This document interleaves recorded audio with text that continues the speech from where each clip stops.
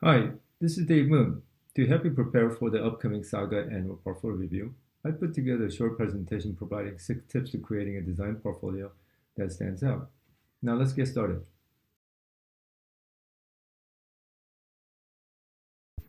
Tip number 1, organize your portfolio.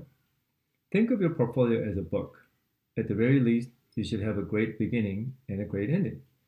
Book's cover design often provides a good indication about the content and the story of the book, and so should your portfolio. I would first create an outline and use it as a guide for developing a portfolio that is sound and logical.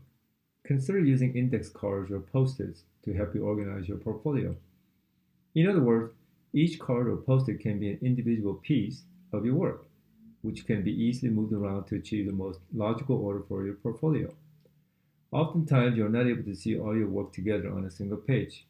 Therefore, using cards will allow you to organize and prioritize content, topics, and highlighted skills that reflect your preference. Tip number 2, best work only. Now you have organized a plan for your portfolio. Use it to include and add your work, your best work. This may sound obvious, but too many times I have seen student portfolios that consist mostly of work produced during a freshman or sophomore year.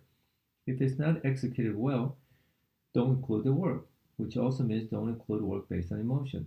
Just because you worked so hard on your first project and your best friend loves it, that doesn't mean it's good.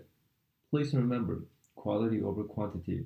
Senior level credits can usually evaluate your portfolio based on only 3 pieces of your work, and sometimes just 1 or 2. Your best work can be your student or self-assigned project, but think quality first.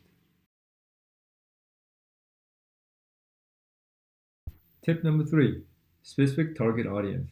Now you have organization and your best work. Does it reflect your target audience?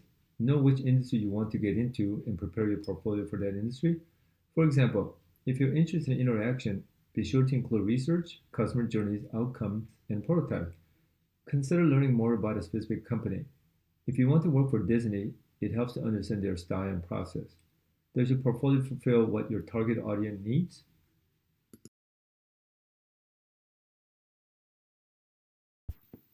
Tip number 4, focus. This may be slightly harsh, but as an instructor who's been teaching for over 30 years and who has seen hundreds of portfolios, I have not encountered too many students who have solidified their personal style. At this point, you will most likely not have a specific style that you have mastered.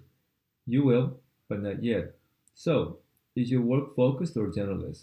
In other words, does your portfolio show the depth and breadth of a specific industry? Have you demonstrated in your portfolio the ability to go deep with the project, including social media, traditional internet touchpoints? Does your portfolio demonstrate results and accomplishments? Again, your portfolio should demonstrate your ability to work for a specific industry and even perhaps a specific company. Lastly, will potential employers know what you want to do for a living based on your portfolio?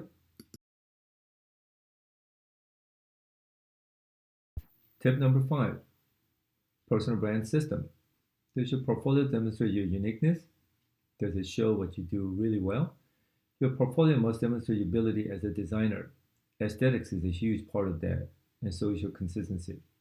Is your portfolio consistent with the rest of your personal brand, such as website, LinkedIn profile, resume, business card, etc.?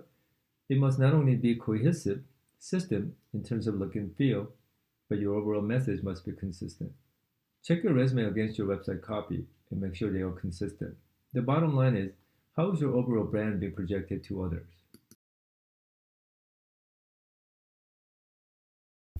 Final tip, number 6, case study.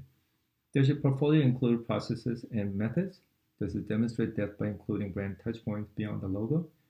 Are the pieces in your portfolio well executed and produced using high quality images? Does it show your ability to think and solve problems? Employers want to know if you're able to think through a challenge and come up with unique solutions. You should include examples that reflect your ability to go deep, such as combining traditional work with social media and even motion, which can be simple as a GIF or an ad.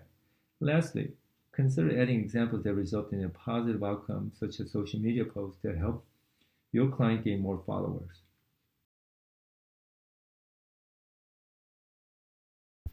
So that's it. 6 tips to creating a design portfolio that stands out. Good luck to all of you, and if you have any questions, please feel free to contact me.